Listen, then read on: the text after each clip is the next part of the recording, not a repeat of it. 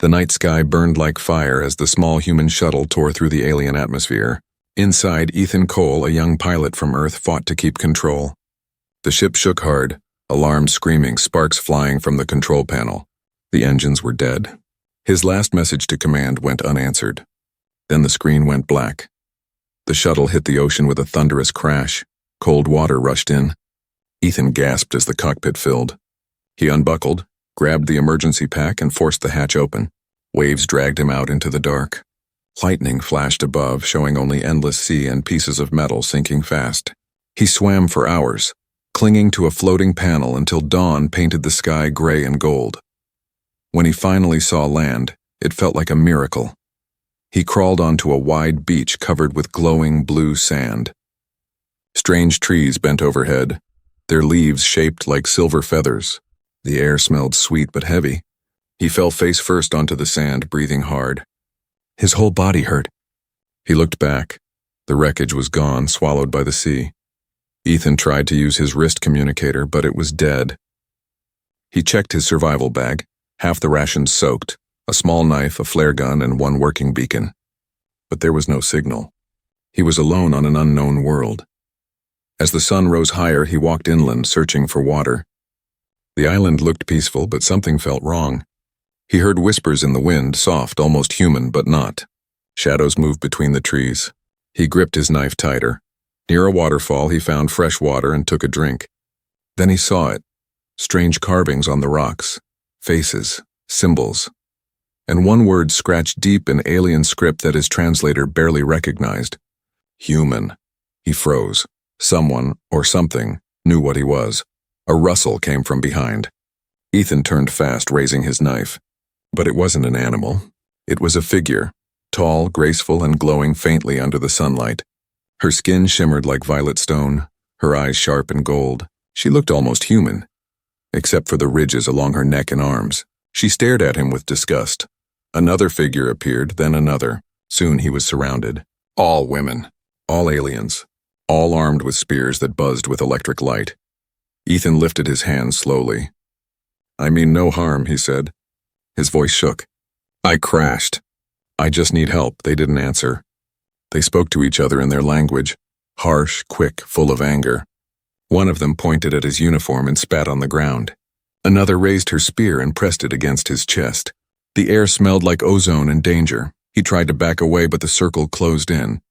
The first alien woman, the leader perhaps, stepped closer. Her expression was full of hatred. "Human," she hissed in broken English. "No human welcome here." Before he could speak again, something hit him hard on the head. Darkness swallowed him. When he woke, it was night again. He was lying inside a cage made of wood and metal, near the waterfall he had found earlier. A strange purple glow lit the area. Beyond the bars, dozens of alien women stood watching him. They spoke quietly, their eyes full of suspicion and fear. He could see that they wore clothing made from leaves, scales, and glowing threads. Some carried blades, some had scars. All of them looked strong and angry. Ethan touched the bump on his head and winced. His knife was gone, his bag taken. His only tool left was the broken communicator strapped to his wrist. Suddenly, the crowd parted. A new figure approached, taller than the rest, her hair silver like moonlight, her armor made of shining crystal. The others bowed slightly as she passed. She was their queen. She stopped in front of the cage and studied him with cold, sharp eyes. "You are human?" she asked, her accent heavy. Ethan nodded weakly. "Yes, I didn't mean to come here. My ship crashed." She raised her hand, silencing him. 10 years, she said slowly. 10 years since last human came. He brought war, fire, death. Her voice echoed through the valley. The watching crowd growled, their eyes burning with hatred. Ethan felt his chest tighten. "That wasn't me," he said softly. "I don't even know." The queen's eyes glowed faintly. "You are all the same." She turned to her people. "Take him to the pit. Let the sun judge if he lives." The aliens dragged the cage toward a cliffside where the roaring sea crashed below. Ethan gripped the bars, shouting, "Wait! Please, I'm not your enemy." No one listened. Just before they pushed the cage toward the edge, lightning struck the sky again. For a moment, the storm illuminated their faces, beautiful, fierce, and full of hate. And in that flash, Ethan made a silent vow. He would survive this island. He would uncover why they hated humans. and he would make them see the truth, no matter what it cost. Ethan woke to the sound of rushing water and soft voices outside his cage. His head still throbbed from the blow. The air smelled of smoke and wet leaves. He sat up slowly and looked around. The cage stood near a waterfall, surrounded by huts built from stone and glowing vines. Alien women moved about carrying baskets of fruits, tools, and weapons. Every few seconds, one of them would glance toward him with anger or curiosity. He tried to stand, but the cage was too small. His hands and arms ached from the ropes that had held him earlier. A few drops of rain fell through the cracks above. His mind raced with questions. Where was he exactly? Why did they hate humans so much? And what happened to the last man they mentioned last night? Soon a group approached, led by the same queen he saw before. Her name was Queen Asera. He heard it whispered among her guards. Her face was calm, but her eyes were cold as ice. Behind her came several warriors and one younger girl carrying a bowl of strange green fruit. The girl looked nervous, glancing down instead of at him. The queen stopped before the cage. You are still alive, she said in her rough accent. Perhaps the sun does not hate you yet. Ethan swallowed hard. I didn't come here to harm anyone. My ship crashed. I only need to repair my beacon and contact my crew. Her eyes narrowed. Lies, humans always bring war. You will speak truth or you will feed the sea. Before he could answer, one of the warriors struck the bars with her spear. Sparks jumped. Ethan held his breath. The queen raised a hand and they stepped back. He will stay alive, she said. We will ask him questions. He will tell us what humans plan next. The group left except for the young girl. She placed the bowl of fruit near the bars and stepped back. Ethan looked at her carefully. She had softer eyes than the others, violet with faint silver rings. Thank you, he said quietly. She looked around to make sure no one watched, then whispered, Do not speak loud. They think you are spy. I bring food only because Queen said so. What's your name? He asked. Lyra. She replied in a low tone. You should not be here, human. Last one like you killed many of my people. Ethan shook his head. That wasn't me. My people never came here, Lyra frowned. That is what all humans say. She turned to leave but stopped halfway. Do not look for escape. Guards watch day and night. He watched her walk away.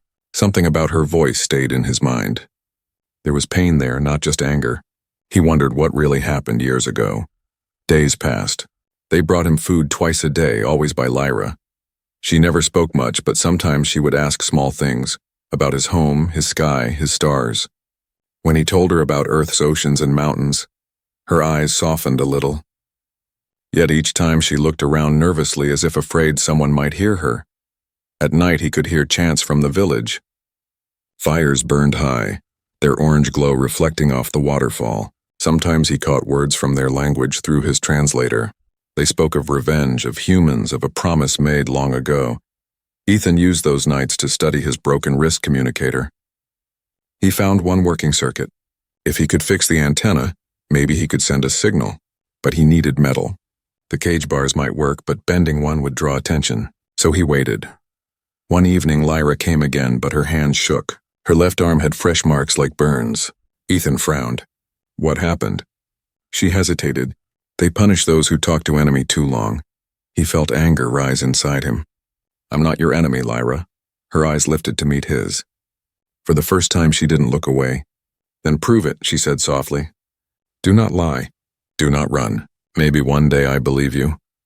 She turned and disappeared into the shadows. That night, heavy rain fell. The guards hid in their huts. Ethan sat in the cage listening to thunder. He stared at the carvings on the nearby rocks, the same word again and again. Human. But below one carving, he noticed another line scratched fresh into the stone. He leaned closer and read it under the dim glow of lightning. It said, Not all humans are monsters. His heart raced. Only one person could have written that. For the first time since the crash, Ethan smiled faintly. Somewhere in this place of hatred, he had found a small piece of hope. But he didn't see the eyes watching him from the trees. Someone else had seen the message too, and they were not smiling. Rain had washed the island clean by morning. The forest glistened, mist rising from every leaf. Ethan sat inside his cage, staring at the wet ground. He had not slept. Lyra's secret message, not all humans are monsters, kept echoing in his head. It gave him hope, but it also made him afraid. If someone else had seen it, she could be in danger. Footsteps approached. Lyra stood there again, a hood covering her hair. She looked tired, her eyes darker than before.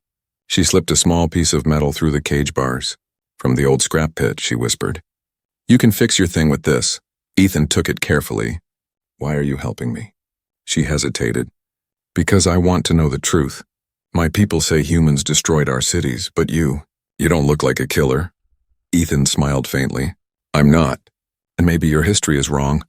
Lyra glanced around nervously. "There is a temple beyond the eastern cliffs. No one goes there.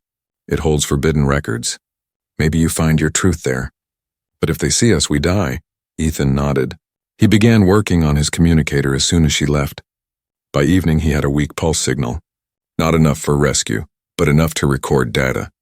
He hid the device under the straw floor. That night, Lyra returned. She carried a small knife and cut the lock silently. "Follow me," she whispered. They moved through the forest under moonlight. The air was thick with the sound of insects and dripping water. Every shadow felt alive. Ethan followed her carefully until they reached a cliffside path. Below, the ocean shimmered like liquid glass. The temple stood carved into the rock, ancient, half-buried, covered in vines that glowed faintly blue. Lyra pressed her hand against the entrance panel. The stone shifted, opening with a low hum.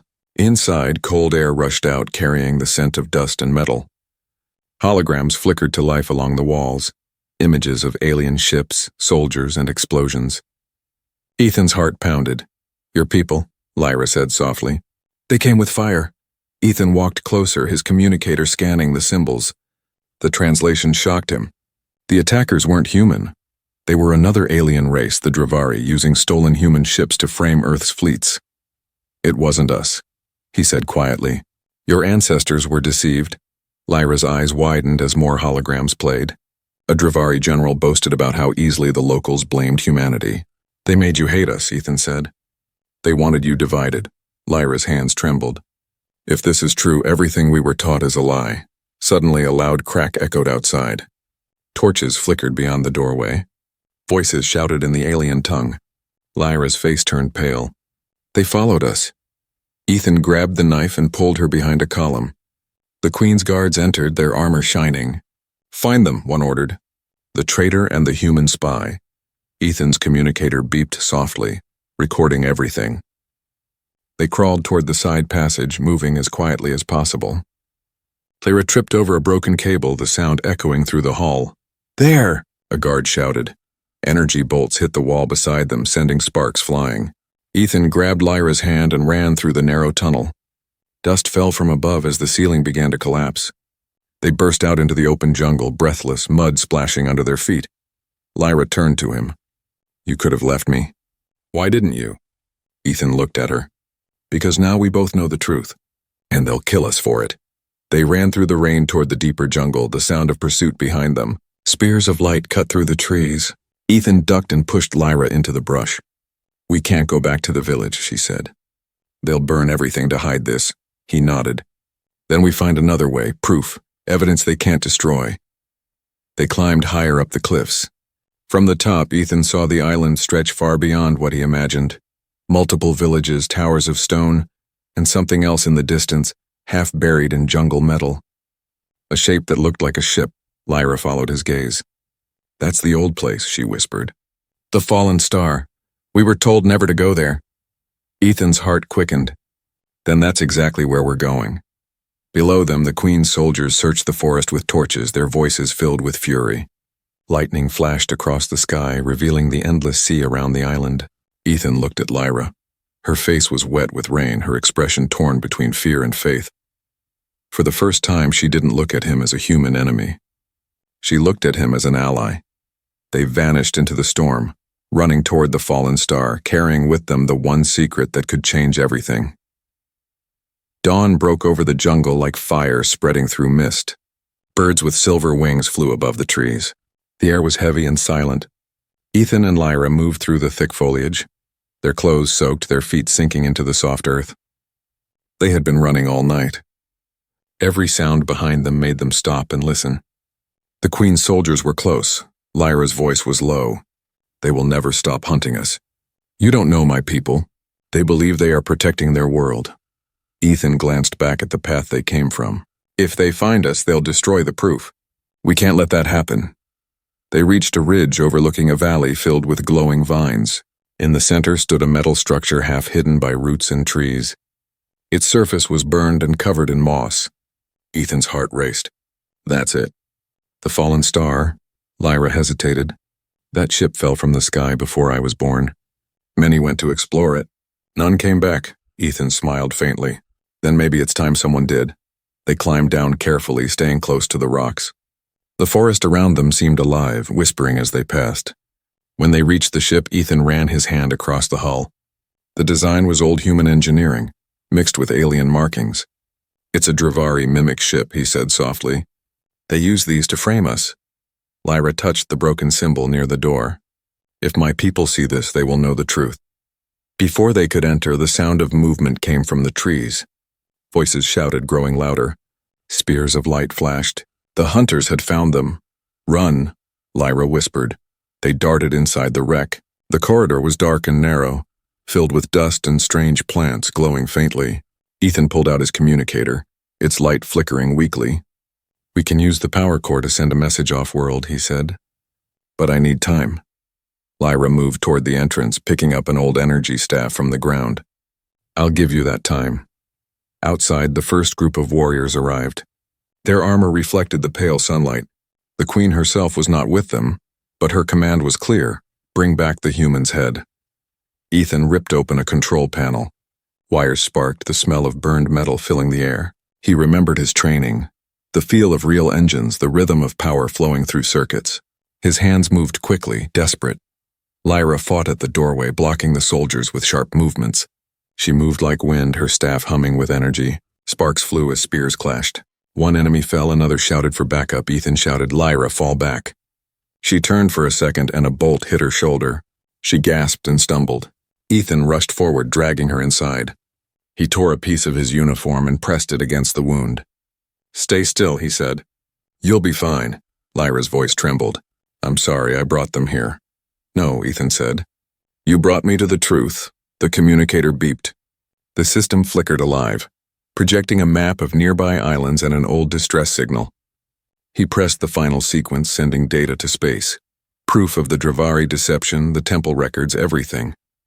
It's done, he said. Now they'll know. The ground shook. Outside, the soldiers set fire to the jungle. Flames climbed the trees. Smoke poured into the ship. Ethan coughed and pulled Lyra toward a back exit. But the fire spread too fast. Heat burned through the metal walls. Then, through the noise, came the voice of the queen. Surrender, human.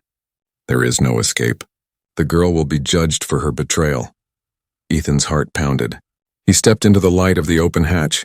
If you kill us, you destroy your own truth, he shouted. Your hatred is built on lies. The queen appeared through the smoke, her armor shining red from the fire. There is no truth with humans, only pain. Before she could strike, the ship's power core overloaded. A blinding light flashed, throwing everyone backward. The explosion tore through the valley, sending a cloud of dust into the sky. When Ethan opened his eyes, the fire was gone. The wreckage smoked quietly. The queen and her guards had retreated, wounded but alive. Lyra lay beside him, breathing weakly but alive. He looked at the sky through the smoke. The message was gone, sent into the stars. For the first time, he felt hope that someone, somewhere, would hear. Lyra opened her eyes slowly. Did we make it? Ethan nodded. We did. But this isn't over. They'll come again. She sat up with effort. Then we run. But not to hide. We run to awaken the others. My people must see what you showed me. He looked at her, exhausted but proud. Then we run together. As the sun set, they disappeared into the jungle once more. Two fugitives carrying the truth of two worlds. Far behind them, the queen stood among the ashes, holding a piece of broken metal with human markings. Her expression was unreadable. For the first time in years, doubt crept into her heart. And somewhere high above the clouds, a distant satellite caught a human distress signal, one that had been silent for 10 long years. The jungle was quiet after the storm. Only the soft crackle of dying fire and the call of distant creatures filled the air. Ethan and Lyra moved carefully between the trees, their bodies bruised, their clothes torn. Smoke rose behind them where the fallen star had exploded. The sky was pale blue now, but the ground still smelled of burnt metal and ash. Lyra's wound had stopped bleeding, but she was weak. Ethan helped her walk, one arm around her shoulder. "We're almost there," he said. "You need rest," she shook her head. "No rest until my people know the truth." They stopped by a stream to drink. The water was cool and clear. Ethan stared at his reflection and barely recognized the man looking back, his face covered in dirt, eyes tired but fierce. He had been a lost pilot once. Now he was part of something much bigger. As they followed the stream, they came upon a hidden clearing filled with small huts made of vines and bark. Several alien women stepped out, their eyes full of fear when they saw him. Lyra raised her hand. "He's not an enemy," she said. "He's the proof." The oldest among them stepped forward, her hair gray and her voice trembling. "Lyra, what have you done?" "The Queen has declared you traitor." Lyra knelt before her. "Then let me be one if it means saving us. The humans didn't destroy our world. We were deceived by the Dravari. We saw the evidence with our own eyes." The old woman looked at Ethan. "You expect us to believe the word of a human?" Ethan stepped forward slowly. "I don't ask for belief, only for a chance to show you." He held out his communicator. Playing the hologram he had recorded in the temple, the Dravari general boasting about their plan, their stolen human ships, their lies. The women gasped as the images floated in the air. Some stepped closer, touching the light as if to feel its truth. The old woman's expression softened. "If this is real," she whispered, "then we have been fighting ghosts." Lyra nodded. "And the Queen hides it from us." Silence fell. Then one of the younger warriors spoke, her voice strong. "If what you say is true, we cannot stay silent. We must tell the tribes." Ethan looked around at the faces glowing in the dim light. "We can't fight the Queen alone. But if we bring truth to every village, her lies will crumble." The old woman nodded slowly. "Then we form an alliance. For the first time in generations, we fight not against humans, but beside one." That night, the small camp became alive with movement. Messages were sent by glowing birds that carried light in their wings. Warriors prepared their weapons, not for war, but for protection. Ethan sat by the fire, watching them. He felt the strange weight of belonging to something again. Lyra sat beside him, her shoulder wrapped in leaves that glowed faintly blue. "They will follow us," she said softly. "But when the Queen finds out, she will come with all her power."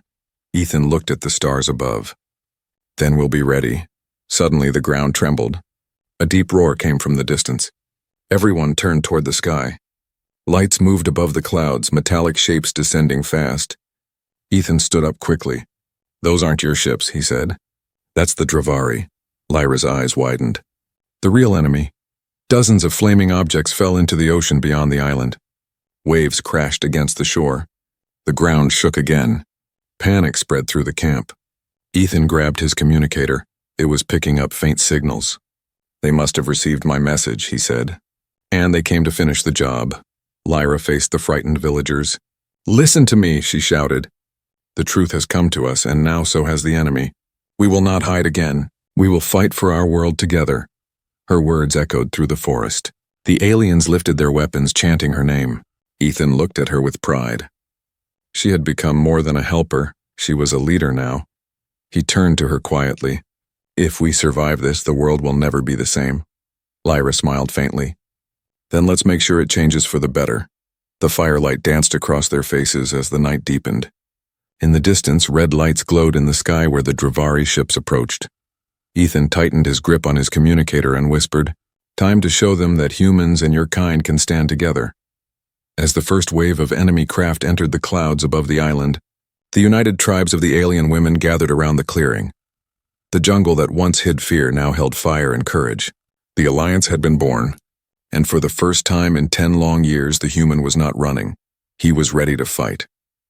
The night sky burned again, just like the day Ethan first crashed on the island. Only this time it wasn't lightning or storms. It was fire raining from the heavens. The Dravari fleet had returned.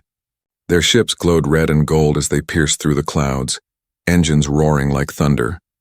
Ethan stood on a rocky hill beside Lyra, watching the sky fill with metal beasts. The ground shook beneath their feet. The island tribes gathered behind them, dozens of alien women from different clans who had once hated each other, now standing side by side. Their eyes were full of fear but also determination. Lyra raised her hand. "These are the real monsters," she shouted. "Not the human who came from the sea. They lied to us. They burned our past. Tonight we take it back." The warriors roared in answer. The sound rolled across the valley like a storm of courage. Ethan moved toward the old control tower they had repaired using the fallen star's remains. The beacon glowed faintly, its circuits humming. He had rewired it to connect to the ship's buried engines below. "If we can boost power," he said, "we can send a distress call to any human satellite still listening. But we need time." Lyra nodded. "You'll have it." She turned to her fighters. "Hold the cliffs. Protect the human." The sky exploded as the first Dravari dropships entered the atmosphere. Bright trails streaked through the clouds. When they hit the ground, they sent waves of dust and fire through the forest. Ethan's hands worked fast over the controls. Sparks flew as the old wires crackled.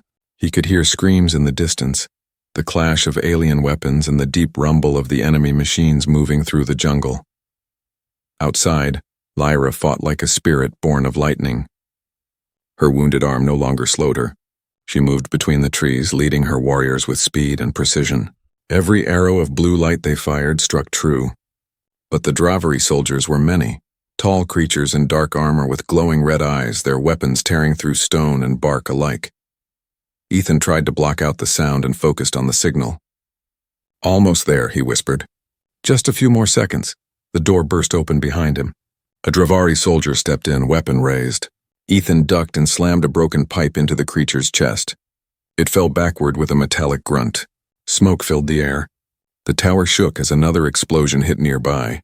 He could barely hear Lyra shouting his name over the chaos. He turned just in time to see her running toward the tower, firelight reflecting on her face. "They've broken the line," she yelled. "You have to hurry." Ethan looked at her, then at the beacon. "If I stay here, I can hold the link long enough to reach orbit. But the feedback will destroy everything." Lyra's eyes widened. "You can't," he smiled faintly. "I've been trapped here for 10 years. If my message saves your world and mine, it's worth it." She grabbed his arm. "No, you're not dying for us. Not again." Before he could answer, a blast hit the side of the tower. The structure groaned and cracked. Fire spilled from the ceiling. Ethan pushed Lyra behind a console as debris rained down. He grabbed the communicator and jammed the final switch. The tower's light flared bright white, shooting into the sky like a spear. A signal burst into space. Loud, powerful, unstoppable. The Dravari ships above reacted instantly, turning their weapons toward the source. Energy blasts struck the tower, tearing it apart. The explosion threw Ethan and Lyra to the ground. When the smoke cleared, half the structure was gone. The jungle burned, the air thick with ash. But the signal was gone too, sent far beyond the sky.